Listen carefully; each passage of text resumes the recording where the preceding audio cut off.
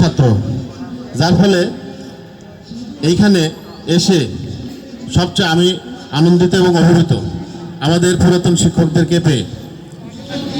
যারা মঞ্চে উপস্থিত আছেন, এক কথায় বলতে গেলে আমাদের মনের মধ্যে মনের মণিগুঠায় তারা স্থান করে নিয়েছেন। আমরা প্রাইমারি স্কুল, হাই স্কুল এবং বিশ্ববিদ্যালয় অনেক জায়গায় পড়াশোনা করেছি।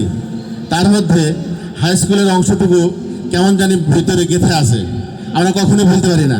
প্রাইমারি স্কুলের কথাও মনে আছে, কলেজের কথা মনে আছে, বিশ্ববিদ্যালয়ের কথাও মনে আছে, আর আমার প্রফেশন মেডিকেল কলেজের কথা মনে আছে। তারপরেও কেন জানি কোথায় জানি এই হাই স্কুলের কথা বারবার মনে পড়ে। আর আমরা এমন একটা সময় ছাত্র ছিলাম, এমন একটা ব্যাচে ছিলাম, সেই সময়ে আমাদের নতুন কারিকুলাম শুরু হয়।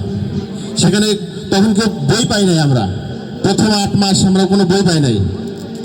তারপরেও আমাদের যে শিক্ষক মণ্ডলী এখানে উপস্থিত আছেন, তারা সেই পুরাতন বই আমাদের পড়াইছেন এবং দেখিয়েছেন। এই কথাটা আমার বারবার মনে পড়ে। তখন আমরা এমনি ঘুরে বেড়াইতাম, এখানে এমনি খেলতাম। 8 মাস, প্রথম 8 মাস কোনো বই ছিল না। তা বিভিন্ন ঘটনা আছে এই স্কুলে পড়াকালীন সময়ে, সব সময় কেন জানি মনে পড়ে। আর বিশেষ করে আমাদের প্রধান শিক্ষক আব্দুল জলিল স্যার, উনি যেভাবে আমাদেরকে সেই ক্লাস 6 থেকে ক্লাস 10 পর্যন্ত আমাদেরকে দেখাশোনা করেছেন এবং আমাদেরকে গাইড করেছেন, এটা আমার সবসময় মনে পড়ে। এরকম ডায়নামিক লোক আমি আমার জীবনে, আমার এই কলেজ বিশ্ববিদ্যালয়ের জীবনে আমি পাই নাই। তা এখনও মনে পড়ে অন্যান্য শিক্ষক মণ্ডলী যারা আছেন, বিজ্ঞানের শিক্ষক, সমাজবিজ্ঞানের, ভূগোলের যারা আছেন, আমাদের বাংলার সবাইকেই কেন জানি হয়তো অত ডিগ্রিধারী লোক না, তারা ডিগ্রিধারী, এখন অনেক মাস্টার্স, পিএইচডি অনেক কিছু আছে।